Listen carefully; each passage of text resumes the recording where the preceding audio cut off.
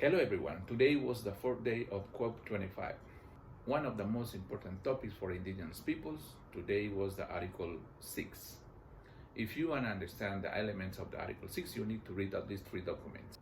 The first document is the Article 6.2, which is the guidance on cooperative approaches. The second document is the Article 6.4, rules, modalities, and procedures.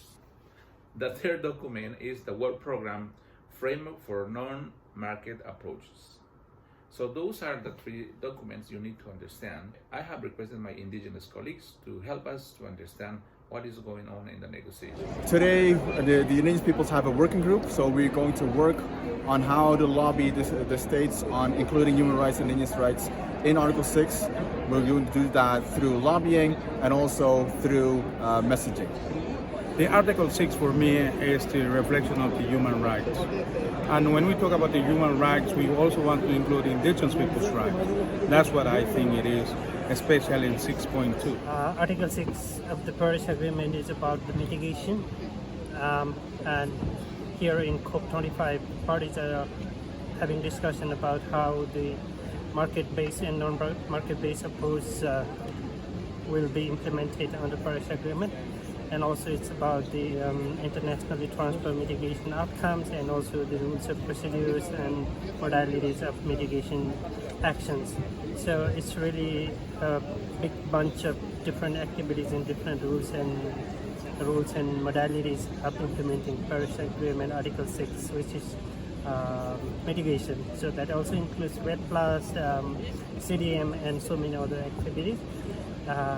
Also, I see that in the Indigenous Peoples Caucus, there is also a discussion how climate change mitigation action ensures human rights and the rights of indigenous peoples. And there is also discussion around how market-based approach or non-market-based approach don't violate human rights and indigenous people's rights, and also how the setting of carbon. Well, Article 6 is a very important component of the Paris Rulebook, which sets out mechanism guidelines for how the carbon credit trading will work in reaching the goals of reaching the objectives of the Paris Agreement. I think this is one of the most important article for the indigenous peoples to ensure that their rights and also not just indigenous peoples but also the rights of disabled people and rights of the child, rights of everybody are safeguarded under this article.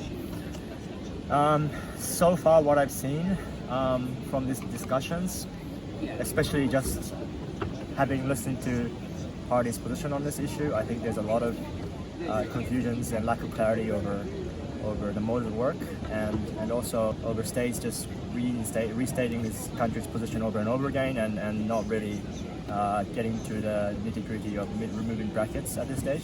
I am quite hopeful about the human rights safeguard, but in terms of timeline, it's getting very tight, and I guess I'll have to wait and see until how the parties will progress discussing this issue tonight, and we'll find out tomorrow.